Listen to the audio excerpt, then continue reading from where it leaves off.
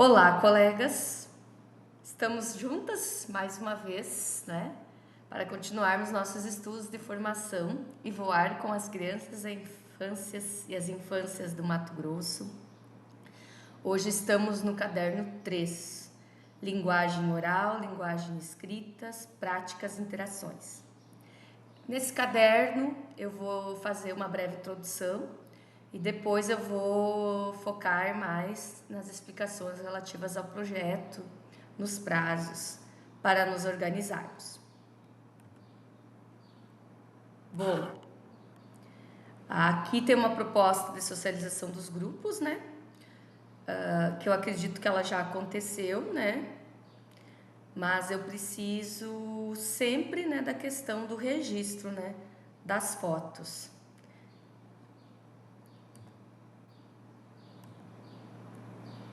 No caderno 3, vamos trabalhar um pouco sobre a unidade 1, a linguagem, uma perspectiva dialógico-discursiva, as culturas escritas, experiências com as culturas do escrito. A criança e a cultura da escrita.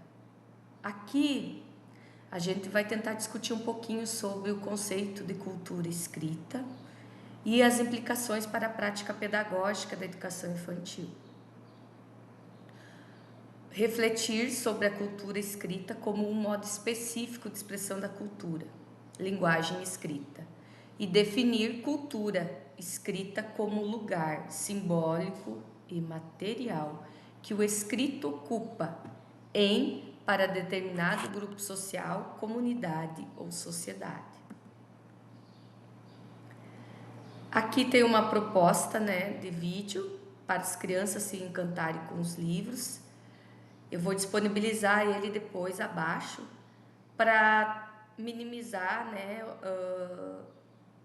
o tamanho também do vídeo, da formação, né? O objetivo é oportunizar a reflexão sobre as primeiras experiências vivenciadas com leitura e com a escrita, considerando a infância. Então aqui tem algumas definições de cultura escrita, né? Lá no caderno 3, Culturas Escritas de Chartier e Culturas do Escrito, de Galvão. Qual a função da escrita na sociedade contemporânea, né? Todos nós, inclusive as crianças, somos produtores de cultura. Produzimos bens materiais e simbólicos em várias dimensões de nossas vidas, inclusive em relação ao escrito. Existem diferentes dimensões de produção, de aproximação e de participação da comunidade de indivíduos nas culturas da escrita. As culturas do escrito e a criança na sociedade contemporânea. Existe um processo de apropriação de uma nova linguagem que permitirá que a criança participe de forma mais intensa e com maiores possibilidades das culturas do escrito. Então aqui, até então, né, até o caderno 2, estávamos falando sobre linguagem, estávamos falando mais sobre a oralidade, sobre a fala, né? Agora o caderno 3, ele já vem introduzindo a cultura escrita. Qual a função da escrita na sociedade, né? O que o indivíduo que faz uso da escrita, que tem o domínio desse conhecimento, pode fazer na sociedade em relação ao indivíduo que não tem? Quais os caminhos, quais as possibilidades que se abrem no momento que a criança se apropria da leitura e da escrita? E aqui aparece a diferença, né, entre cultura escrita, letramento e alfabetização. Bom, falando da alfabetização, aqui está dizendo que é um processo ocorrido em um momento específico e que a pessoa se apropria de uma outra linguagem, que é a associação entre o grafema e o fonema, outros símbolos, que vai promover para ela a possibilidade de escrita e leitura. O letramento são os usos sociais da leitura e da escrita, compreendendo que compõe uma das dimensões das culturas do escrito, mas não pode ser tomado como seu sinônimo.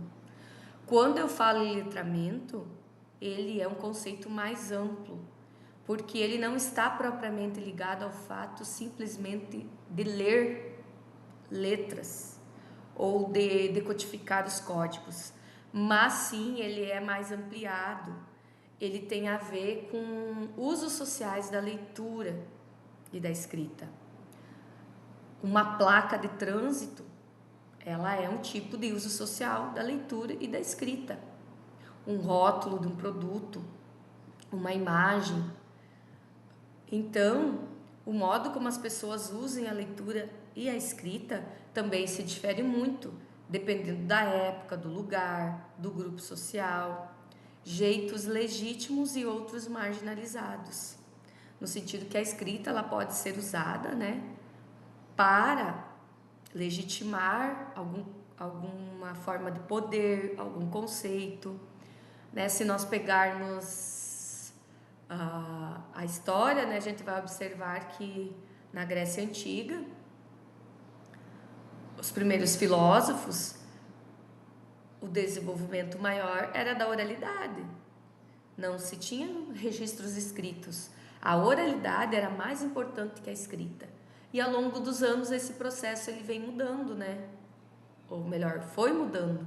E hoje a escrita ela tem um papel fundamental na sociedade. A cultura escrita está associada à oralidade. Argumentar demanda o uso do pensamento.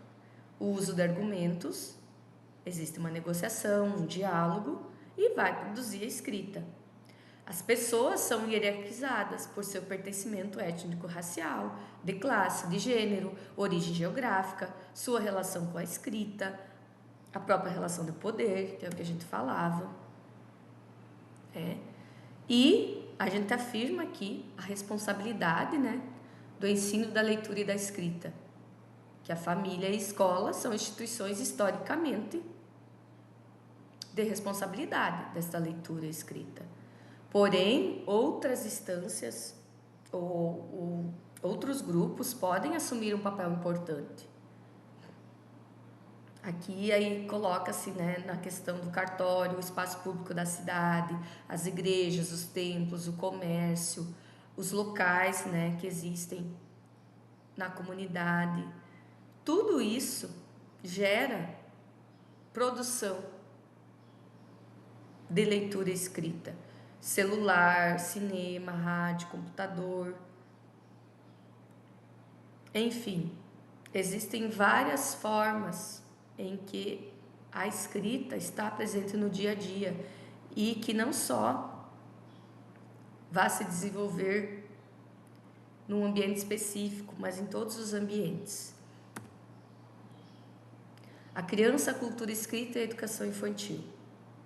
Aqui tem um dado, né, falando da questão do alfabetismo funcional, e ele mostra que ter tido contato com materiais escritos na infância é uma das variáveis mais importantes para alcançar níveis mais altos de alfabetismo em idade adulta.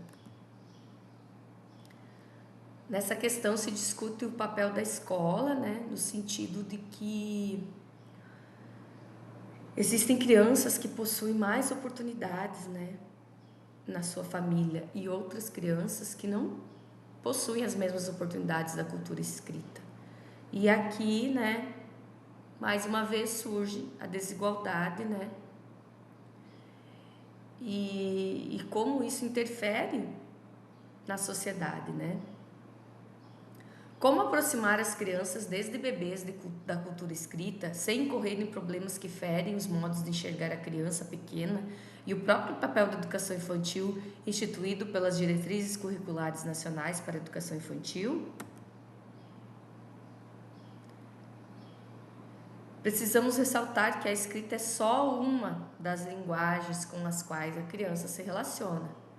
Oralidade, dança, artes visuais, corporal, audiovisual, digital, matemática, cartográfica são outros tipos de linguagens, né? O que é importante trabalhar na educação infantil é a linguagem escrita com modo significativo, A criança entendendo a função social da escrita, o porquê ela precisa aprender a ler e escrever. Qual é a principal forma? Utilizando os eixos, interações e brincadeiras. Não é o objetivo da educação infantil a alfabetização em si.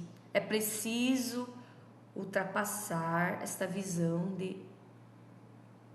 da alfabetização, né? A alfabetização é muito mais do que ensinar letras do alfabeto. Temos que familiarizar as crianças com as práticas sociais, em que a leitura e a escrita estejam presentes, exercendo funções diversas. Perceber a importância da escrita ao longo da sociedade. E agora aqui tem um questionamento, né? Uma ação-interação, para a gente pensar um pouquinho. Vocês podem até estarem conversando entre vocês, né? Parar o vídeo aqui, travar ele, deixar uns 5, 10 minutos de discussão para vocês estarem pensando, né? Na infância de vocês, quando vocês eram crianças, né? Que aprendizagens vocês acham que foram necessárias para que vocês pudessem ler e escrever hoje? Quais as experiências que mais marcaram vocês nesse processo de formação leitora? Tive práticas de leitura e escritas vivenciadas de forma potencializadora que me fizeram voar? Ou essas práticas cortaram e quebraram minhas asas, as suas asas? Enfim, o que vem nas suas memórias? Como vocês, professoras, construíram e adquiriram a leitura e escrita na sua vida? Então, vocês podem, né, estar parando o vídeo agora e estar aí conversando entre vocês, né, 5 a 10 minutos. E vocês podem estar escrevendo e depois me mandem lá no grupo algumas ideias, né? Tire uma foto assim do que vocês escreveram para a gente ter mais um contato em relação a essas experiências. Aqui algumas formas de utilizar a escrita e a leitura na sala de aula, no contexto da educação infantil. A questão da chamadinha, né? Que pode ter, né, o cartão com nome e foto. A rotina, né? A repassar as atividades que são trabalhadas, né? Um diário, né? Que eles podem ter, né? Um diário interativo, né? Que se conversa com as crianças sobre o que aconteceu naquele dia, se anota no quadro, né? E depois pode ser feito desenhos ou eles podem ficar na oralidade. Um quadro de comunicação, né? Se existe mais uma professora que ocupa a sala, né? O que a criança fez, o que a professora fez, o que a outra poderia fazer, ou essa aqui é mais usada também em tempo integral, né? Quando duas professoras cuidam da mesma turma, né?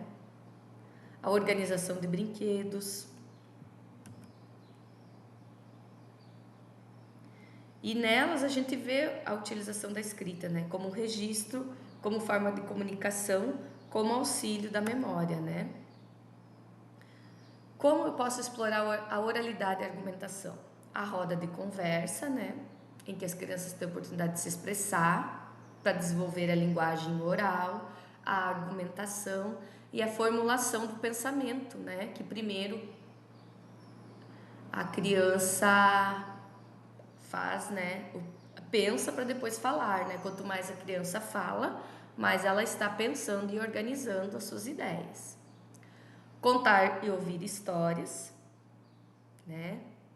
Aqui tem algumas sugestões: camisetas com cenas de conto de fadas, quebra-cabeças, narrativas gravadas, reconto pelas crianças, leitura intensiva, várias vezes a mesma história, porque a criança aprende também pela imitação, lembrem-se disso, né? Pela repetição e também pela questão de previsibilidade, ela saber o que vai acontecer. Então ela se sente segura e para ela é importante essa questão de ouvir a história várias vezes. Culturas do escrito e outras linguagens, né? Trabalho com fotografia, né? A gente sabe que é difícil, mas se nós tivéssemos uma câmera, né, para criança, tirar fotos, gravar, né? Ela ser autora dos registros, né? Explorar fotos de revistas, de internet, a própria foto dos animais, da fauna e flora também é um tipo de exploração. Tornar a leitura parte da rotina, literatura, né? Escolher boas histórias, fruição estética, imaginação, brincar com as palavras. Trazer o livro para a sala de aula, o livro. Por mais que eu vá contar uma história na lata, que eu vá cantar uma música que faz parte de uma história, a criança precisa compreender da onde que sai aquela história, qual a produção que existe, e através disso ela vai entendendo que para adquirir a leitura e a escrita, ela tem que ter acesso aos livros, e esse acesso aos livros vai proporcionar para ela a imaginação, o querer aprender, a criatividade, enfim, pré-requisitos para depois a aquisição da leitura e escrita. Quando eu leio um livro, né, por mais que às vezes a gente se sinta meio incomodado, ou parece que a gente está sendo um ator, uma atriz, mas é muito importante uma leitura em voz alta, uma entonação de voz, uma leitura intensiva com significado, né, e extensiva, pronunciar bem as palavras, fazer articulação, se tem personagem, modificar as vozes, fazer aquilo, né, aquela leitura como se realmente estivesse acontecendo, transpor o livro que está ali, né, digamos assim, parado, para dar vida para os personagens, dar voz, né, quando eu estiver contando uma história, fazer o barulho, né? Se tem uma porta se abrindo, fazer o barulho da porta. Se tem um animal, imitar esse animal, né? Tudo isso com o contato com o objeto livro. Eu trazer o livro para a sala de aula. A criança pode rasgar, pode sujar, sim, mas faz parte. Tudo isso é construção, tudo isso é aprendizado. Então, uma introdução do caderno 3, né? E aqui o nosso projeto com algumas datas para nos organizarmos, né? E para a gente conseguir realizar e tentar compreender um pouquinho desse processo. Ó, então aqui eu separei algumas datas. Do dia 21 ao dia 4 de novembro, a organização das práticas, né? Vai se pensar em grupo ou coletivamente através do uso de imagens, através do passeio, um passo a passo do projeto, né? Entrega do escopo do projeto. A gente diz do rascunho, né? Vocês vão entregar esse rascunho em cima, então, de um template que eu já vou disponibilizar em um Word para vocês estarem preenchendo. De 4 de novembro a 15 de novembro, esse projeto vai ser executado. Vocês têm que estar realizando práticas pedagógicas em sala de aula. Vai registrando com foto, né? Vai fazendo acompanhamento. E eu estou organizando o Padlet da turma, né? Ele está quase finalizado. Eu acredito que eu consiga disponibilizar ainda na semana que vem. E ali vocês vão colocar as fotos. E o que vocês estão fazendo? Vocês não precisam mais me mandar pelo WhatsApp. Vai ter ali uma aba, né? Que vai ser registros do Bem Olhar Leei. E ali dentro vocês vão colocar a foto, umas 3, 4 fotos, pode ser montagem, né? E embaixo vocês vão descrever que atividades vocês estão fazendo, sempre assim de um jeito não muito técnico, né? Procurando usar a sensibilidade, a arte, a literatura, né? Que são marcas do Leei. E lá vocês colocam o nome de que professores e auxiliares estão participando daquele projeto. No dia 18 de novembro, então a gente vai fazer a socialização dentro do nosso grupo.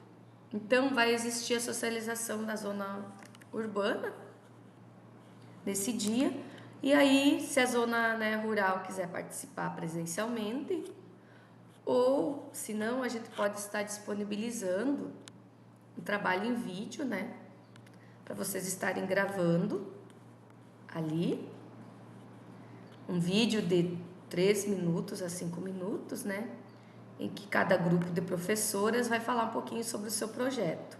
Aí, nesse dia 18, eu estaria apresentando para todos os professores presentes, né? E a gente escolheria 2 deles para eu apresentar no seminário, né, em Cuiabá, e para vocês estarem apresentando no seminário do Alfabetiza e o Leei. Então, no dia 28 e 29, eu tenho esse encontro formativo, né, em Cuiabá, eu estaria levando esses projetos que foram selecionados. Aqui tem 4/12 aqui, depois eu vou arrumar. 4/12 tem o seminário, né, Alfabetiza, Leei. Bom, então nesse dia, 2 professoras vão representar todas as professoras de educação infantil e vão apresentar o projeto. 5 minutos cada um. E nesse dia vocês estariam trazendo o que foi feito, o que vocês conseguiram fazer, né, de prática pedagógica, levando em conta os princípios do Leei, né, o que vocês conseguiram estar aprendendo. Lembrando que eu observo aqui com as meninas das escolas da cidade, e acredito que com vocês seja a mesma coisa, vocês têm muito material pronto. Só que o que é preciso observar? Que no Leei tem que acontecer o protagonismo, né, em 3 eixos que a gente diz, né? O protagonismo da cultura, o protagonismo do professor e o protagonismo do aluno. Então, são práticas pedagógicas que envolvem mais a produção do aluno. Coisas prontas do professor, coisas digitadas ou coisas feitas, né, que foram produzidas pelo professor, não são característicos da proposta do Leei, no sentido assim de que não tem um protagonismo do aluno, né? Tem o protagonismo do professor em realizar o trabalho, né? Mas não do aluno propriamente dito. Então, o que eu sugiro para essa amostra aqui, ó, nesse espaço que vai ter, né, das práticas pedagógicas do dia 4 de dezembro, é vocês estarem trazendo coisas que vocês produziram com os alunos, né? De repente lá eu sei que vocês têm a questão das aves, né? Que vocês trabalharam. Fiz lá um curió todo recortado, com pedacinhos de papel. Tem a produção do aluno ali envolvida. Então, vocês podem estar trazendo. Lembrando sempre que vocês também podem montar esse projeto, a Fauna e Flora, com algumas práticas pedagógicas que vocês já possuem em relação a esse universo, né? O que vocês já trabalharam. O que vocês têm que tomar cuidado? É a forma, né, que vocês vão dar continuidade. Essa semana ali do dia 4 ao dia 15, pode ser uma retomada do que vocês já trabalharam, se vocês escolherem alguma coisa, né, que vocês já fizeram com os alunos. Retomar e usar aquele quadro lá verde como sugestão, né, de atividades do Leei, né? Aqueles 2 quadros verdes, aquele quadro verde que fala sobre situações de leitura e escrita, e aquele quadro verde que eu disse para vocês que era importante vocês lerem, né, para estarem tirando registros. Então, eu vou disponibilizar esse template para vocês preencherem, né, e eu vou recebendo e vou falando com vocês. Vamos marcar um dia que de repente eu possa estar indo ali, se vocês acham necessidade, né, tenham necessidade, ou a gente estar nos comunicando também via internet, via Meet. Podemos marcar um dia, né, para tirar dúvidas. Enfim, vamos nos organizando. Mas é importante que vocês interajam lá no grupo e que vocês coloquem o que vocês estão fazendo, né? Porque esse seminário ali, ó, na verdade, esse projeto, né? Ele vai contabilizar para vocês 40 horas, né? Essa questão de organização do projeto. É uma forma prática, né? Que a gente diz, de vocês estarem colocando em prática algo do que vocês estão aprendendo nesses cadernos, né? Que eles são 8 cadernos. E o dia que vocês tiverem tempo e disponibilidade de ler os cadernos, o aprendizado de vocês vai ser bem maior. Porque aqui é trazido o resumo do resumo, né? A professora, né, dá a formação para mim e eu ainda, né, enxugo muito do que ela me passa, né? Para não ficar tão cansativo, né, para vocês que estão fazendo a formação. Desde já eu agradeço. Qualquer dúvida, estamos aí. Abraço a todas.